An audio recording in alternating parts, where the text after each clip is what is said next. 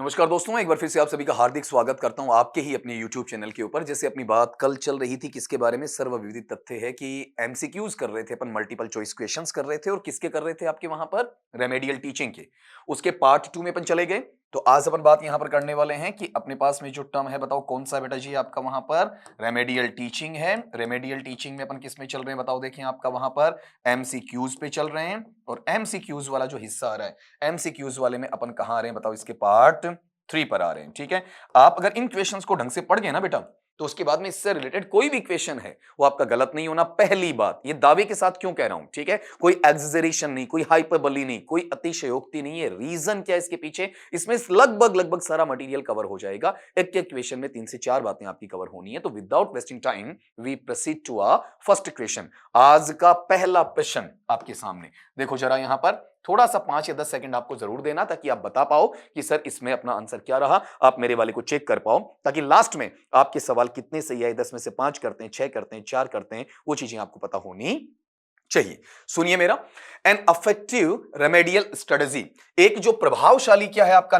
सुधारात्मक उपचारात्मक स्ट्रेटजी है, व्यू रचना है, रणनीति है। किसके लिए, एक विद्यार्थी विशेष के लिए जो क्या करता रहता है, स्ट्रगल, संघर्ष करता रहता है। किसके साथ में, विद लैंग्वेज स्किल्स, भाषा के कौशलों के साथ में उसे वहां पर इन्वॉल्व, सम्मिलित करना चाहिए। मतलब भाषा के कौशल कौन से हैं बेटा आपका, LSRW, लिसनिंग, स्पीकिंग, रीडिंग और राइटिंग है। और वहां एक बच्चा क्या करता है, इनके साथ स्ट्रगल करता है, ढंग से कवर नहीं कर पाता, तो टीचर की वहां क्या स्ट्रेटजी होनी चाहिए, एक टीचर है उसका वहां पर क्या प्लान होना चाहिए। तो पढ़ना इसमें जरा कि फोकसिंग वो इस बात पर क्या करेगा, दबाव डालेगा, प्रकाश डालेगा, केवल और केवल किस पर, आपका रिटर्न एक्सरसाइजेस पर, मतलब लिखित अभ्यास के ऊपर। तो केवल लिखित क्यों, LSRW में केवल W है क्या, L भी है, S भी है, R भी है, तो ये अपने आप में कंप्लीट नहीं है। फिर इंकरेजिंग द स्टूडेंट, कि बच्चे को आप उत्साहित करें, अभिप्रेरित करें, किस लिए, वहां पर कि वो काम करे कैसा, अपनी अपनी खुद की रफ्तार पर, लेकिन विदाउट गाइडेंस। ये गलत, ये क्वेश्चन मार्क लग गया। ठीक है, अपनी अपनी रफ्तार पर बच्चा सीखे, बहुत बढ़िया बात है। तो यहां तो ये चीज सही है, अपने पेस अपनी रफ्तार पर सीखे, लेकिन यहां गलत है, विद गाइडेंस होना चाहिए, विदाउट गाइडेंस नहीं होना चाहिए। तो ये चीज यहां से कट गई। अगला, ऑफरिंग रेगुलर, आप बच्चे को वहां पर इस चीज के लिए प्रस्ताव देंगे कि नियमित तौर पर, व्यक्तिगत आधार पर, व्यक्तिगत भिन्नता के स्तर पर आप क्या करें, उसे सिखाएं। इस बात पर ध्यान केंद्रित करवाएं कि उसकी समझ क्या है, उसकी भाषा क्या है, उस चीज को वहां समझने की बात बताई जाए। वो जो टर्मिनोलॉजी है वो उसके साथ में वहां पर अटैच होने वाली रहेगी। ये जो कॉम्प्रिहेंशन है, ये जो आपका अंडरस्टैंडिंग है, वो बिल्कुल होना चाहिए। और यही वहां क्या बनेगा, उसका आंसर बनेगा। अगली चीज पर आप यहां पर आ जाएं कि आप इग्नोर करें। इग्नोर का मतलब उसकी अवहेलना करें, उसकी उपेक्षा करें। किसकी, वहां पर बच्चों की जो पढ़ने वाली परेशानियां हैं। ठीक है, साथ में केवल और केवल किस पर फोकस करें, राइटिंग पर। गलत बात, सिर्फ राइटिंग पर फोकस नहीं होना चाहिए, ये चीज भी वहां पर गलत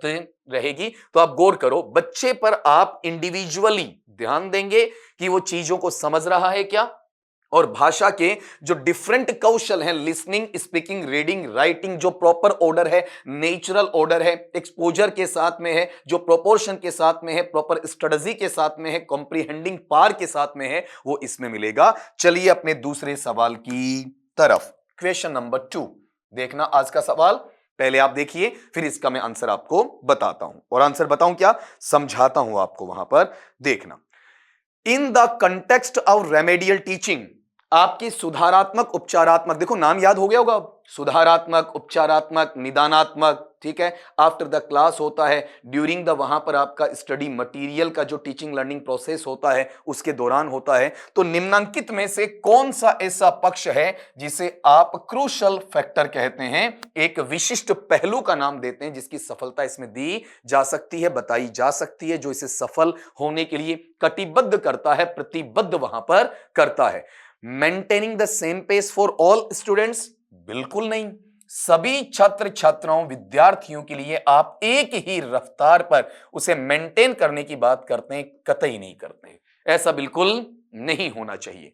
regular and consistent feedback to students, नियमित तौर पर लगातार आप क्या करते हैं, बच्चों के कांटेक्ट में भी रहते हैं, बच्चों का वहां पर फीडबैक लेते हैं, बच्चों से पता करते हैं कि कौन सी चीज उनको आती है, कौन सी नहीं आती है, उसी के आधार पर आप क्या करते हैं, रेमेडियल टीचिंग।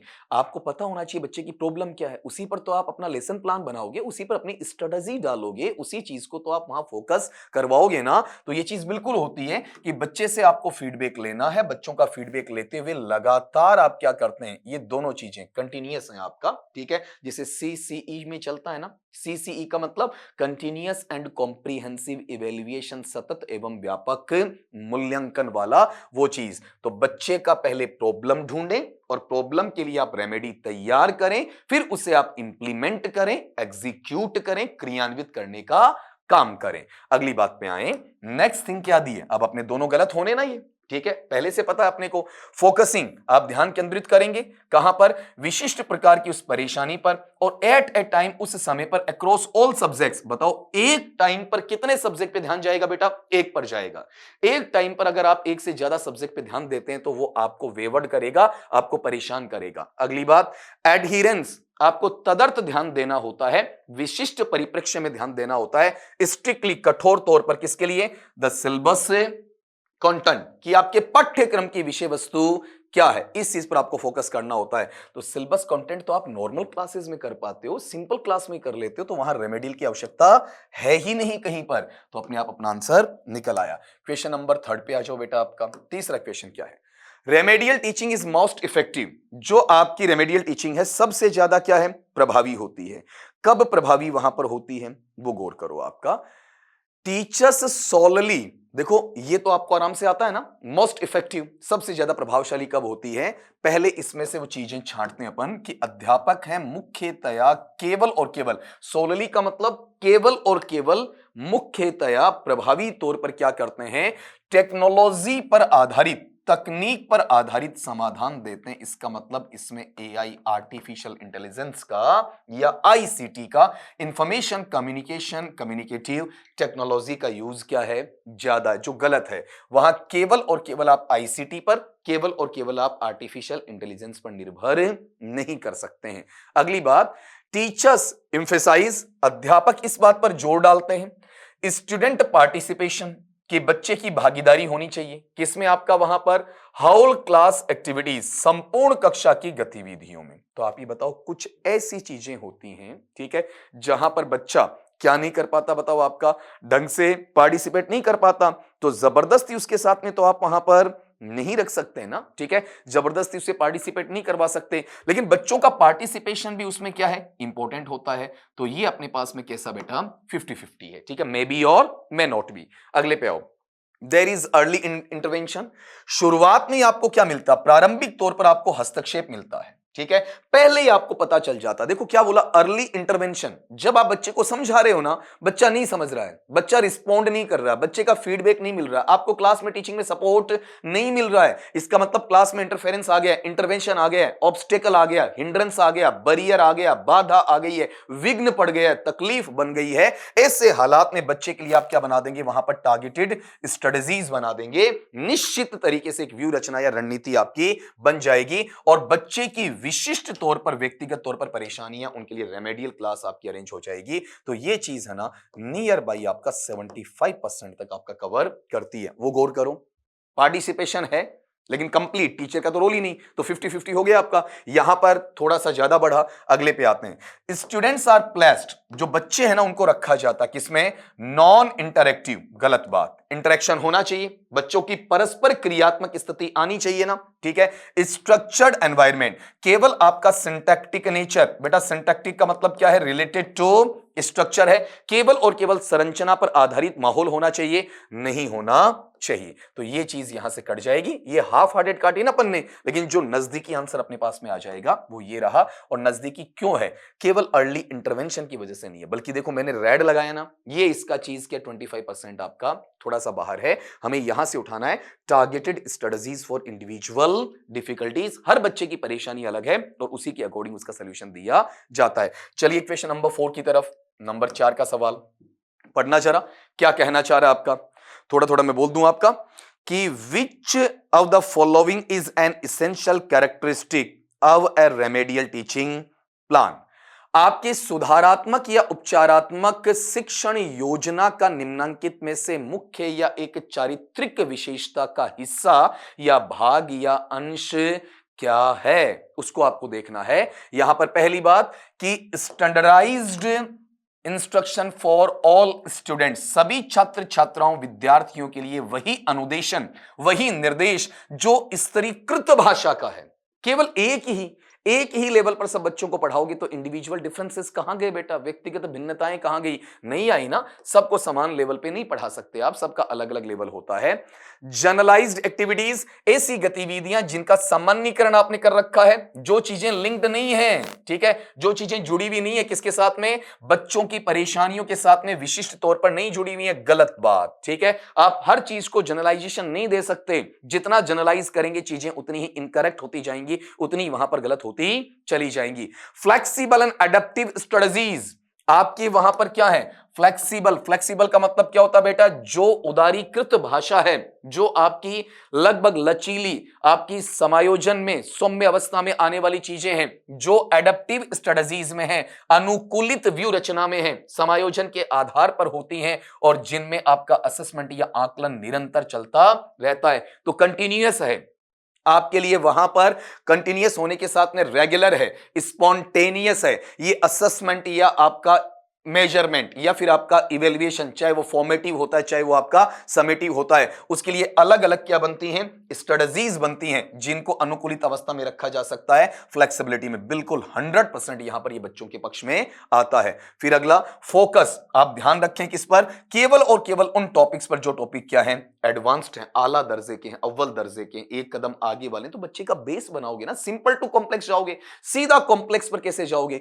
वो चीज वहां पर नहीं होनी चाहिए। तो अपना आंसर मिल गया अपने को, कौन सा, flexible and adaptive strategies based on continuous assessment. बेटा रट्टा मत मारना, वाई क्यों है, ठीक है, what is the reason behind that, इसके पीछे कारण क्या, वो चीज आपको देखनी है। क्वेश्चन नंबर अपना 5 का लीजिएगा आज का, वहां पर आपका समय बहुत कीमती है तो अपन साइड की कोई बातें नहीं करेंगे।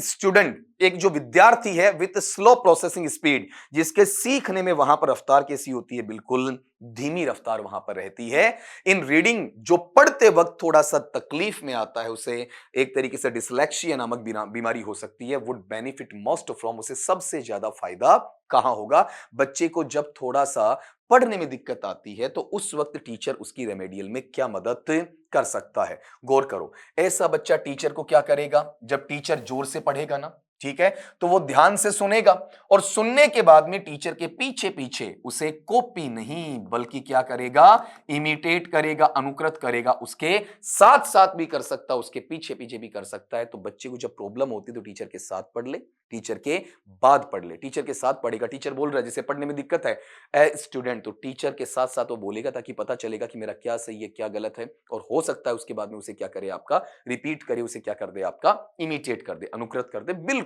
इसमें उसे क्या मिलेगी, हेल्प मिलेगी। तो अपने आप आंसर तो मिला ना, इन बाकी 3 को अपन काटेंगे।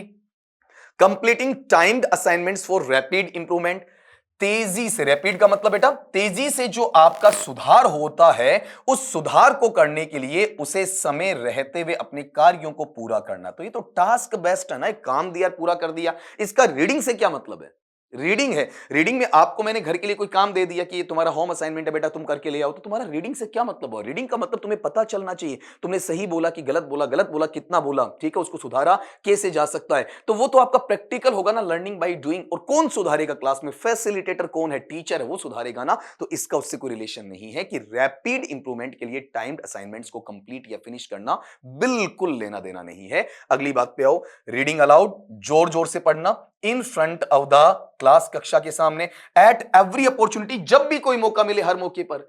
तो आप बोल तो जाओगे लेकिन आप शुद्ध बोल रहे हो क्या, सही बोल रहे हो क्या, इसकी क्या गारंटी है। तो खाली रीडिंग अलाउड है ना, इस चीज को ठीक नहीं करेगा। कौन सा, वहां पर कि जब भी मौका मिले जोर जोर से बोलना स्टार्ट कर दो, ये तो गलत चीज है ना, ये तो पॉजिटिव एस्पेक्ट नहीं बल्कि नेगेटिव एस्पेक्ट है। फिर मेमोराइजिंग, रट्टा मारो, याद करो, किसको, कॉम्प्लेक्स, जटिल या फिर जो हार्ड या पैसिव वोकैबुलरी है, ऐसे शब्द को, ऐसे शब्दों को तुम जब मौका मिले याद कर लो। तो इसका तो वहां पर क्या मेमोराइजेशन से, रोट लर्निंग से, पैरेट लाइक लर्निंग से मतलब है, बाकी चीजों से मतलब इसमें है ही नहीं ना, ठीक है। तो यहां वाले पार्ट में अपने पास कौन सा है, listening to the teacher read aloud while following along, ठीक है, मतलब टीचर के साथ साथ और टीचर के बाद में, कॉपी नहीं, इमिटेट करना। अगले क्वेश्चन पे आ जाओ, क्वेश्चन नंबर आपका 6 का लीजिएगा, यहां पर सवाल 6 का ये है, इन ए रेमेडियल टीचिंग कंटेक्स्ट, एक सुधारात्मक उपचारात्मक जो आपका अध्यापन का संदर्भ होता है, when should A post assessment be administered. बहुत बहुत बढ़िया सवाल है। आज के इन 6 सवालों में सबसे अच्छा सवाल मैं इसे बोलूंगा। क्या कहा अगले ने, ध्यान से सुनना, कि जो रेमेडियल टीचिंग का कंटेक्स्ट है, आपकी सुधारात्मक उपचारात्मक शिक्षण है, उसका जो संदर्भ या प्रसंग है, तो हमें कब क्या चाहिए, एक ऐसा असेसमेंट आकलन करना है, कैसा, पोस्ट। तो यहीं से बेटा तुम्हारा आंसर आ जाएगा। पोस्ट का मतलब पहले या बाद में, एक होता है प्री, प्री का मतलब पहले, और पोस्ट का मतलब क्या होता है, बाद में होता है। उसे एडमिनिस्टर्ड, प्रशासित किया जा सकता है, ये मीनिंग मत लेना, संचालित किया जा सकता है, आयोजित किया जा सकता है, उसे व्यवस्थित रखा जा सकता है, उसे बताया जा सकता है। तो आप ये बताओ, ये पहले होगा या बाद में, बाद में होगा ना, तो बिफोर तो कट गया, before any remedial teaching begins, बात ही खत्म, आपको पोस्ट आना चाहिए। At the end of the school year, वर्ष है खत्म हो रहा है आपका, ठीक है, किसका, एकेडमिक सेशन का, अकादमिक सत्र का, उसके आखिर में, तो ये पोस्ट से थोड़ा मिलता है लेकिन क्लियर नहीं हुआ ना। After a set of specific remedial sessions to assess progress, आप बच्चे की क्या चाहते हैं, प्रगति या उन्नति चाहते हैं, उसका क्या करना चाहते हैं, असेस करना चाहते हैं, आकलन करना चाहते हैं। उस आकलन के लिए आपने क्या लगा रखे हैं, रेमेडियल सेशंस लगा रखे हैं, सुधारात्मक सत्र चला रखे हैं, वो भी स्पेसिफिक हैं, विशिष्ट हैं, जहां पर उनका आपने एक सेट बना रखा है, ते प्लानिंग के साथ में कि इतना पढ़ाने के बाद में ये काम किया जाएगा, इतने टॉपिक पढ़ाने के बाद में उसका असेसमेंट लिया जाएगा। तो रेमेडियल टीचिंग क्या साल के एंड में होती है या रेगुलर इंटरवल पे, रेगुलर इंटरवल पे। बच्चे के 2 टॉपिक में प्रॉब्लम है, पहले टॉपिक को आपने पढ़ाया, फिर उसको असेस किया, इवेल्युएट किया, फिर उसमें ठीक निकला है तो अगले टॉपिक पे आ गए, ठीक नहीं निकला तो पहले टॉपिक को दोबारा पढ़ाया, फिर असेस किया। पहले टॉपिक को जब तक पढ़ाते रहोगे जब तक कि वो बच्चा कवर नहीं करे। आप कहेंगे सर साल भर में कवर नहीं करेगा, ऐसा नहीं होता बेटा। एक्चुअल में क्या, बच्चा अगर पहली टेक्निक, पहली डिवाइस, पहली अप्रोच, पहली मेथड से कवर नहीं कर रहा है, अपनी स्ट्रेटजी बनाओ, उसे चेंज करो, मेथड चेंज करो, सिखाने का तरीका चेंज करो कि बच्चे के लेवल तक जाओ, बच्चा किस लेवल पर जाकर सीखेगा और उसके अकॉर्डिंग तुम्हें उसका वहां पर प्लानिंग देना है और उस प्लानिंग के अकॉर्डिंग उसे कवर करना है। तो ये यहां नहीं होगा, एट द एंड नहीं होगा। एट द एंड वाला बेटा है ना, ये किस में चला जाएगा, तुम्हारा समेटिव में चला जाएगा, ठीक है। और समेटिव का रेमेडियल से कोई लेना देना नहीं है। रेमेडियल अपने आप में फॉर्मेटिव का हिस्सा, समेटिव का हिस्सा नहीं है। तो इसमें जो आंसरेबल सिचुएशन है वो ये रहेगी। एक को हमें और काटना है, कारण सहित काटेंगे। Only once the student feels confident in the topic, जब बंदा या बंदी, बच्चा या बच्ची उस टॉपिक या बिंदु विशेष, उस प्रकरण, उस उप प्रकरण के अंदर अपना विश्वास जता देता है, ये महसूस करता है, उसे आभास होता है कि हां सर मुझे आ गया, उसी वक्त आप उसका क्या ले लो, टेस्ट ले लो, उसको असेस कर दो। गलत बात है। बच्चे को कवरिंग होने का मतलब आप असेस करोगे कि बच्चा का अब टेस्ट लेने लायक, उसका असेसमेंट करने लायक, उसका इवैल्यूएशन करने लायक है या नहीं है, ये आपको पता होना चाहिए। तो अपना आंसर ये रहेगा, after a set of specific remedial sessions to assess progress, इसके साथ जोड़ा जाएगा। अगली बात पे आ जाए, आपका क्वेश्चन नंबर 7 है, देखिएगा जरा क्या सवाल है, पढ़ना। Which of the following approaches, निम्नांकित में से कौन सा उपागम ऐसा है, कैन हेल्प, जो मदद करेगा, किसमें, इन रिड्यूसिंग, कम करने में, घटाने में, एंजाइटी, दुश्चिंता को, इन स्टूडेंट्स, बच्चों में, विद्यार्थियों में, जो कि receiving remedial teaching, remedial teaching को क्या कर रहे हैं, रिसीव कर रहे हैं, प्राप्त कर रहे हैं। तो यहां एक वर्ड सीखना बेटा, कौन सा, एंजाइटी। एक तो होता वरी, वरी का मतलब चिंता, और एंजाइटी का मतलब क्या है आपका, दुश्चिंता है, ठीक है। तो बच्चे में वहां पर दिक्कत आती है कि बच्चा फालतू का प्रेशर लेता है, फालतू का हेडेक ले जाता है। उस चीज में आपको उसे रिड्यूस करना, रिड्यूस के मायने उसे घटाना है, कम करना है। कहां पर बताओ, जब बच्चे को क्या दी जा रही है, रेमेडियल टीचिंग। तो यहां पर निम्नांकित कौन सी अप्रोच, कौन सा उपागम, कौन सी तकनीक वहां पर बच्चे के लिए काम आती है, तो पढ़ना, प्रोवाइडिंग, बच्चे को उपलब्ध करवा रहे हो क्या, ऐसा मटेरियल जो बिल्कुल क्लियर है, बिल्कुल होना चाहिए, ठीक है। आपके गोल्स या लक्ष्य, objectives, AIIMS, generic, specific, structured, पहले से संरचित लक्ष्य होने चाहिए कि बच्चे को मुझे क्या सिखाना है, क्या बच्चा अर्जित करेगा, बिल्कुल होना चाहिए। उसे ऑफर करते हैं, आप प्रस्तुतिकरण देते हैं किसका, फ्रीक्वेंट इंकरेजमेंट, मतलब बारंबार बार बार आपका उत्साहीकृत अवस्था है वो देखने को मिलती है, बच्चे को मोटिवेशन मिलता है, एक्सटर्नल मिलता है, उसे इंटरनल में कन्वर्ट करेंगे, उसे आप वहां पर इंटरेस्ट है वो डेवलप करेंगे, उसका जो री है वो उसे देने की कोशिश करेंगे, उसके एप्टीट्यूड को वहां पर आप डेवलप करने की कोशिश करेंगे, बिल्कुल ऐसा भी होता। तो ये तीनों पॉजिटिव पक्ष हैं। अगली बात पे आओ, आप बच्चे को केवल क्या देते हो, ऐसा इंस्ट्रक्शन या इंस्ट्रक्शंस, अनुदेशन देते हो, यहां इसका मतलब टीचिंग से बेटा, खाली आपके निर्देश से नहीं है, लिखित तौर पर अनुदेशन करवाते हो। और बच्चे को आप क्या नहीं करवाते, कोई वर्बल एक्सप्लेनेशन नहीं देते हो, कोई शाब्दिक व्याख्या, कोई शाब्दिक स्पष्टीकरण की अवस्था नहीं देते हो। ठीक है, मतलब बच्चे को आप मौखिक ओरली वर्बली कुछ बताते नहीं हो, खाली और खाली लिखो लिखो लिखो। मैंने क्या कहा था, LSRW हमेशा कहता हूं बेटा, जब तुम शिक्षक बन जाओ, जब तुम एक टीचर के रोल में आ जाओ ना, बच्चों को कम से कम लिखवाना, ये कान खोल के सुनना सारे बच्चे, तुम एक तरीके से डांट मान लेना अपने बड़े भाई की। कौन सा, कि तुम इस पैटर्न पे मत आना कि खड़े हो गए, लिखवाना स्टार्ट कर दिया, what the rubbish is that, क्या है ये। ठीक है, बच्चे को आप पेजेस दे सकते हैं, फोटोस्टेट करवा सकते हैं, बच्चे के लिए पावर पॉइंट पे तैयारी करवा सकते हैं। ठीक है, बच्चे की PDF उसे सेंड कर सकते हैं, सॉफ्ट कॉपी में PPT उसे सेंड कर सकते हैं। जो मटेरियल आप पढ़ा रहे हैं आपके पास ऑलरेडी तैयार, तो बच्चे में लिखा लिखा के क्या कर रहे हैं, लिखाने का मतलब कैलीग्राफी सुधरे, नॉर्मल लेवल पे हो जाएगा। ठीक है, लिखाने का मतलब क्या, वहां पर उसकी स्पीड बने, बस वहां तक ठीक है। लेकिन क्लासरूम में जो एक्सप्रेशन आता है, कम्युनिकेशन आता है, इंटरेक्शन आता है, वो तब आएगा जब वो वर्बल होगा, केवल रिटन वहां पर होना नहीं चाहिए। रिटन की एक लिमिट होती है, जरूरी है, लेकिन हद से ज्यादा उसका यूज नहीं होना चाहिए, इसलिए केवल और केवल रिटन पे आप ध्यान नहीं देंगे। अगला option, increasing the number of test, गौर करना, इंक्रीजिंग नहीं, जय नहीं, से increasing the number of test and quizzes. आप ज्यादा से ज्यादा टेस्ट, ज्यादा से ज्यादा क्विज है उनकी बात करते हैं, तो ज्यादा टेस्ट और ज्यादा क्विज का मतलब बच्चा पजल्ड रहेगा, उसी पर ध्यान देगा। हम यहां टेस्ट के रूप में पढ़ रहे हैं क्या, नहीं ना, हमने क्वेश्चन लिया, क्वेश्चन MCQ का है, ठीक है, और हम उसे थियरी से जोड़ रहे हैं, उसे सैद्धांतिक अवस्था के साथ में वहां पर जोड़ रहे हैं। तो कभी भी इस चीज पे फोकस ही मत करो ना तुम, कभी भी इस चीज पे ध्यान ही मत दो ना तुम वहां पर, कि आपको ज्यादा टेस्ट देने, लिमिटेड होने चाहिए, चाहे टर्मिनल होते हैं, चाहे क्लास टेस्ट होते हैं, चाहे रैंडम टेस्ट होते हैं। ऐसा नहीं कि हर दिन आप टेस्ट देने लग जाओ, दिन में 2 टेस्ट देने लग जाओ, महीने में आपने 40-45 टेस्ट दे दिए। पढ़ाई कब की आपने, आपके दिमाग में फोबिया आ गया, मुझे केवल क्या देना है, टेस्ट देना है। जो चीज रत्ती भर भी सही वहां पर नहीं होती है, तो उनका नंबर बढ़ाओ मत, बल्कि घटाओ। ठीक है, फालतू के टेस्ट तुम्हारे लिए परेशानी का सबब बन सकते हैं।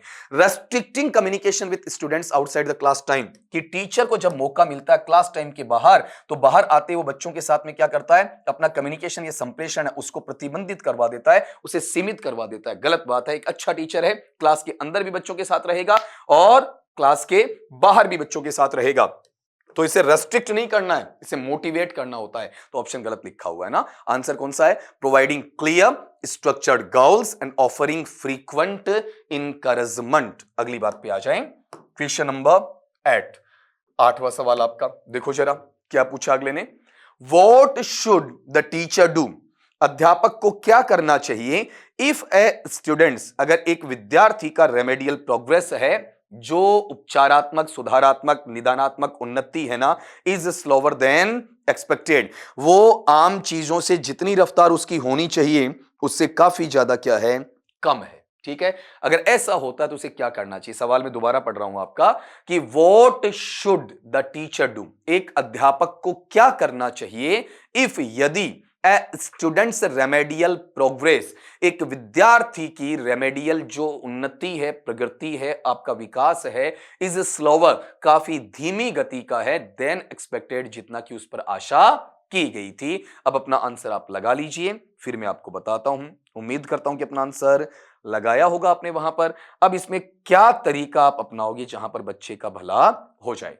पहला, इमीडिएटली मूव, तुरंत तौर पर आप क्या करें, आगे बढ़ जाएं on to different remedial topics, अलग अलग जो आपके रेमेडियल टॉपिक्स हैं। मतलब बच्चा जहां सीखा नहीं, आप उसे छोड़ दो और आगे बढ़ जाओ, होना चाहिए क्या, नहीं, पहले जो एक प्रॉब्लम आई है ना बेटा, उसका सोल्यूशन करो। जब तक वो सोल्व नहीं हो जाए, don't move to the next problem, अगली समस्या पर आने का हमें कोई हक या अधिकार नहीं होता है। तो ये जो मैनर है ना, ये मैनर मूव करना, ये नेगेटिव है। ठीक है, तो आप मूव तब करेंगे जब पहली वाली प्रॉब्लम को आपने सोल्व कर दिया है। फोकस ऑन ऑल्टरनेटिव स्ट्रेटजीज, अब बच्चा नहीं सीख रहा है तो आपका ध्यान कहां आना चाहिए? मेरी जो व्यू रचनाएं हैं, मेरी जो रणनीति है, उसमें कहीं ना कहीं तो कमी रही होगी। इसमें कोई ना कोई तो वैकल्पिक स्तर है, वो कमजोर मुझे ना करे, चाहिए मुझे अलग से। वैकल्पिक स्तर का मतलब पहली मेरी डिवाइस, पहली टेक्निक, पहली अप्रोच, पहली मेथड, पहली स्ट्रेटेजी फेल हो गई तो मेरे पास बैकअप प्लान होना चाहिए। ठीक है, अगर वो होता है तो बैकअप के बाद में सब बैकअप होना चाहिए। मुझे पता होना चाहिए इस तरीके से सीखेगा, इससे नहीं सीखा दूसरा लाओ, दूसरा नहीं तो तीसरा लाओ, इनोवेशन लाओ, इंप्रोवाइजेशन लाओ, नवाचार लेकर आओ। ठीक है, कुछ ना कुछ विशुद्धिकृत अवस्था के साथ में आगे बढ़ना सिखाओ उस बच्चे को। अगर ऐसा करते हैं तो उसमें क्या, 1-on-1 सेशंस, पहला सत्र गया, सीख गया, आगे बढ़ो, नहीं सीखा दूसरा लाओ, नहीं सीखा तीसरा लाओ। 1 बाय 1 चीजें चेंज होती रहनी चाहिए। मतलब क्रिएटिविटी टीचर के दिमाग में होनी चाहिए, इनोवेशन टीचर के दिमाग में होना चाहिए, रचनात्मकता, सृजनात्मकता, नवाचार का भाव, एक नई तकनीक के साथ में, नई पद्धति के साथ में, नई विधि के साथ में सीखने का भाव वहां आना चाहिए। यहां पर एक चीज गौर करना, यहां जो बच्चे हैं उनको क्या किया जाता है, इग्नोर किया जाता है। इग्नोर का मतलब उपेक्षित किया जाता है। किसको? बच्चे का कोई भी मसला हो, कोई भी मुद्दा हो, और आप क्या करते हैं, रेगुलर लेसन्स, नियमित जो अध्याय पढ़ा रहे हैं उनको कंटिन्यू कर रहे हैं। गलत बात है।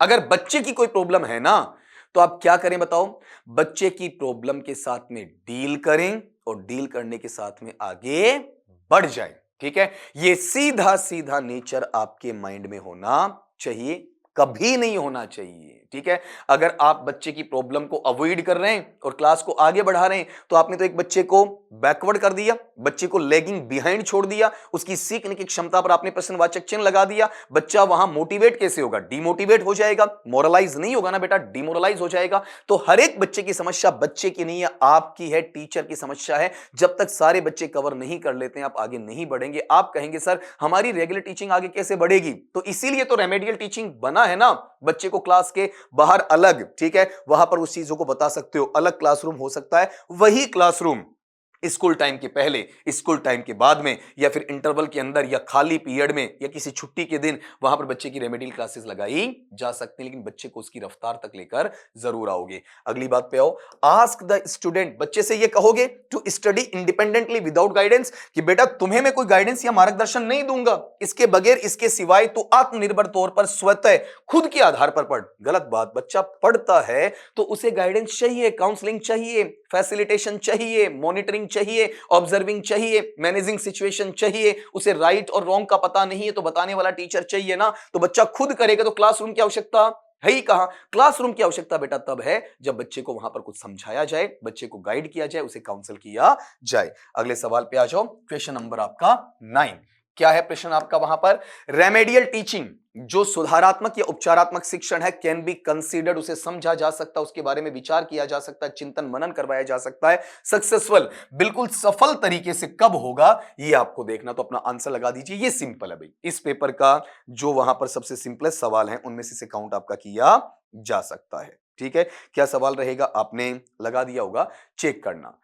रेमेडियल टीचिंग सक्सेसफुल कब होती है, द स्टूडेंट पासिस, विद्यार्थी उत्तीर्ण करता है, फाइनल एग्जाम, आपकी अंतिम परीक्षा को, विद हाई मार्क्स, ऊंचे अंकों के साथ में। बेटा ये तो जो पार्ट है ना वो रेमेडियल का नहीं है, ये मैं तुम्हें बताता हूं किसका है, समेटिव इवेल्युएशन का है। ठीक है, जो आपका वहां पर समेटिव मूल्यांकन होता है उसका हिस्सा इसमें काउंट किया जाता है, तो इसका रेमेडियल से कोई लेना देना नहीं है। द स्टूडेंट शोज, विद्यार्थी इस बात को दर्शाता है, क्या उसमें इंप्रूवमेंट या सुधार हो रहा है, उन क्षेत्रों में हो रहा है जो उसके परेशानी या कठिनाई स्तर का होता है, और वो भी बेटा कंसिस्टेंट है, स्पॉन्टेनियसली है, रेगुलरली है। ठीक है, वहां पर कंटिन्यूअसली है, और ये विद्यार्थी में होता है। यही तो योगदान किसका है, रेमेडियल टीचिंग का है, कि स्नेह स्नेह, slow and steady wins the race, धीमा लेकिन निरंतर चलने वाला दौड़ को जीतता है। ये चीज इसके साथ आती है। लेकिन स्टूडेंट यहां क्या करता है, ऐसे सब्जेक्ट्स जो रिलेटेड नहीं, अनरिलेटेड, गैर संबंधित हैं, जिनका आपस में कोई संबंध नहीं है, उनके प्रति जो स्ट्रॉन्ग फाउंडेशन है, एक मजबूत नींव है, वो तैयार होती है, उसको वहां विकसित किया जाता है। गलत बात है। ठीक है, ऐसा कोई पैटर्न वहां देखने को नहीं मिलता। बच्चा रिलेटेड सब्जेक्ट को पढ़ेगा ना बेटा, अनरिलेटेड की तरफ जाएगा ही क्यों, उसकी आवश्यकता है ही नहीं ना। फिर अगला, the student shows only short term progress, बच्चा केवल कम समय के लिए, अल्प समय के लिए अपनी उन्नति है उसको शो करता, उसको दिखाता है, गलत बात। ठीक है, बच्चा वहां पर लॉन्ग टर्म की तरफ जाएगा। लर्निंग, अधिगम बेटा शॉर्ट टर्म नहीं होता है, अधिगम हमेशा कहां होता है, लॉन्ग टर्म की तरफ आपका देखा जाता है। तो रेमेडियल टीचिंग का सबसे सक्सेसफुल नोशन कौन सा है, जब बच्चा है ना कंसिस्टेंट इंप्रूवमेंट करता है अपनी एरियाज में, किसके, डिफिकल्टी के एरियाज के अंदर करता है। अब अगले सवाल पे आते हैं, जो अपनी कक्षा का अंतिम सवाल, आज के लेक्चर का लास्ट सवाल है।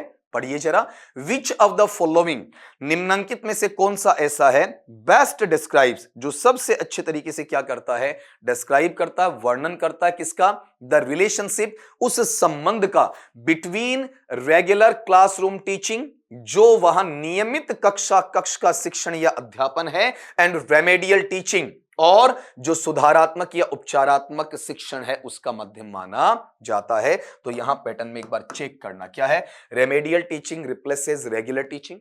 जो आपकी रेमेडियल टीचिंग है ना, वो क्या करती है, रिप्लेस करती है, किसको रिप्लेस करती है बताओ, आपका नियमित शिक्षण को। आप बताओ, देखिए रेमेडियल टीचिंग रेगुलर टीचिंग की जगह ले सकती है क्या, नहीं ना, सप्लीमेंट है, सहायक है, सहारा देती है। हर बार रेगुलर टीचिंग में रेमेडियल टीचिंग की जरूरत हो, जरूरी तो नहीं है, आवश्यकता है तो काम में लो, नहीं है तो मत लो। तो ये तो वहां पर क्या नहीं है बताओ, देखिए आपका एक अच्छा रिलेशनशिप नहीं है। रेमेडियल टीचिंग सप्लीमेंट्स, अभी भी मैंने बोला बेटा, देखो वही आंसर बन गया कि रेमेडियल टीचिंग क्या करती है, सप्लीमेंट या पूरक का काम करती है, सपोर्ट या सहारे का काम करती है, किसके लिए, रेगुलर टीचिंग के लिए। जब बच्चे की व्यक्तिगत तौर पर आवश्यकताएं होती है उन्हीं पर ध्यान केंद्रित किया जाता है, जब जरूरत हो लेकर आओ, नहीं हो तो मत लेकर आओ। अगली बात दो को काटेंगे अपन, रेमेडियल टीचिंग, जो आपका टीचिंग कौन सा, सुधारात्मक या उपचारात्मक है, वो रेगुलर टीचिंग है, नियमित शिक्षण के लिए इररिलेवेंट है। इररिलेवेंट का मतलब असंगत है। बताओ असंगत है क्या, बिल्कुल नहीं बेटा, हर हाल में ये असंगत है, ये संगत बनेगा, संगत वहां पर देखने को बनेगा। तो ये रेलेवेंट होता तो अपन मानते, इररिलेवेंट, ये जो आई आर प्रीफिक्स लगा ना, उपसर्ग, ये इसे कटवा देगा। Remedial teaching focuses, remedial teaching इस बात पर ध्यान देती है, ओनली ऑन थ्योरेटिकल नॉलेज, केवल सैद्धांतिक, रिलेटेड टू थियरी, केवल सिद्धांत पर बात करती है क्या, नहीं, रेमेडियल तो सैद्धांतिक के साथ में ज्यादा महत्व किसको देती है, प्रैक्टिकल को देती है, सैद्धांतिक को कम देती है, और प्रैक्टिकलिटी को ध्यान ज्यादा देती है। तो यहां वाले पार्ट में अपने पास में जो मैनर आएगा, वो मैनर बताओ कौन सा है, इनकरेक्ट का है। रीजन कि ये थ्योरेटिकल प्लस प्रैक्टिकल, जिसमें थियरी को न के बराबर और प्रैक्टिकलिटी को सबसे ज्यादा ध्यान में दिया जाता या फिर रखा जाता। तो उम्मीद करता हूं कि आज के सवाल हैं, वो सवाल है उनका लेवल कल के सवालों से थोड़ा सा बड़ा है। ये अपना वहां पर रेमेडियल टीचिंग के एमसीक्यूज का पार्ट 3 था। कुछ बच्चों ने मुझसे डिमांड की कि सर आप एक काम करें, वहां पर सीसीई के सवाल लाएं, बिल्कुल बेटा लेकर आऊंगा। सीएलटी के सवाल लेकर आएं, बिल्कुल लेकर आऊंगा। कुछ बच्चों ने कहा कि सर जो ग्रेड 2 है उसका, बिल्कुल बेटा, अभी जो रीट पात्रता की परीक्षा आने वाली है उस पर अपना फोकस ज्यादा, उस पर अपना ध्यान ज्यादा, तो थोड़ा सा वेट करो आप, ठीक है। जैसे इनका लगभग मटेरियल में कवर करवाऊंगा, उसके बाद में ग्रेड 2 है उनका भी, ग्रेड 1 है उनकी अलग से प्लेलिस्ट बना रखी है, उनके अंदर वो वीडियोस आते रहेंगे, आपको नोटिफाई भी मैं करता रहूंगा। आज के बाद में इस चीज को, जैसे मैं वीडियो में शुरू में बोल दूंगा, जैसे ये किसके लिए था, आपका पात्रता विशेष के लिए था ना, उसी हिसाब से वो वीडियोस आपके लिए मिलते रहेंगे। तो अपन कोशिश करते हैं कि नेक्स्ट वीडियो में मिलें आपके एक नए इंटरेस्टिंग टॉपिक के साथ में। उससे पहले एक चीज अनाउंस और कर दूं, कौन सी आपकी वहां पर, कि जब भी आप देखते हैं कि आपके फोनेटिक वाला है, ग्रामर वाला है, मॉडल्स वाला है, ठीक है, कोई ऐसा पार्ट जो आपने नहीं पढ़ा तो उसकी बात भी अपन यहां पर करने वाले हैं। तो मिलते हैं नेक्स्ट वीडियो में, तब तक के लिए सभी दोस्तों से इजाजत चाहूंगा। नमस्कार।